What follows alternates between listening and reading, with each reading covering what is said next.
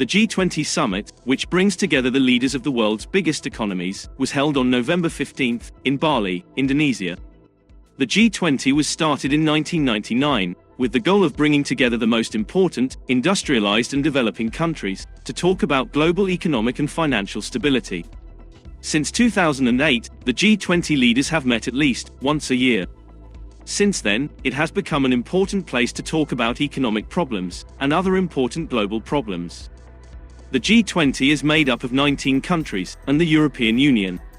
Together, they account for almost two-thirds of the world's population, 85% of global output, and 75% of world trade.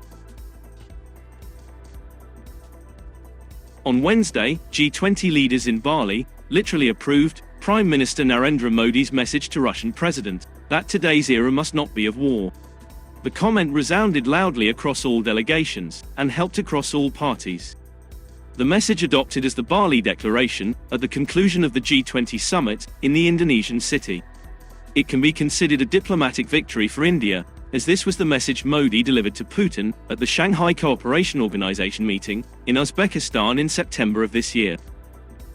Separately, some non-Western states, friendly to Russia, such as Saudi Arabia and South Africa, seized on another comment Modi made at the Uzbekistan gathering. Modi has previously stated that the globe was dealing with food and energy issues that were harming developing countries.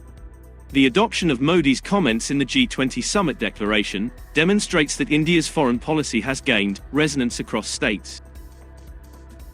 However, the majority of G20 countries called for peace and dialogue on the Ukraine crisis, and geopolitical measures to limit Russia remain divided. And this was evident throughout the declaration's content. The majority of members strongly condemn the war in Ukraine, emphasizing that it is causing immense human suffering and exacerbating existing global economic fragilities, constraining growth, increasing inflation, disrupting supply chains, heightening energy and food insecurity, and elevating financial stability risks, it said. Sources said that a call to outrightly condemn Russia faced opposition from some nations initially.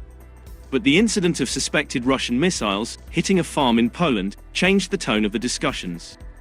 But, to be clear, the incident was triggered by a Ukrainian air defense missile to defend Ukrainian territory against Russian cruise missile attacks. However, Volodymyr Zelensky blamed Russia without producing evidence.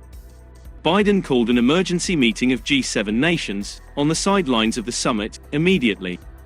It was later reported that the missiles was not have been from Russia and were instead shot by Ukraine. As a result, several social media users accused Ukrainian president of attempting to lead the world into a new war over a missile strike that hit Poland. Its declaration also added that there will be other views and assessments of the situation and Western sanctions on Russia.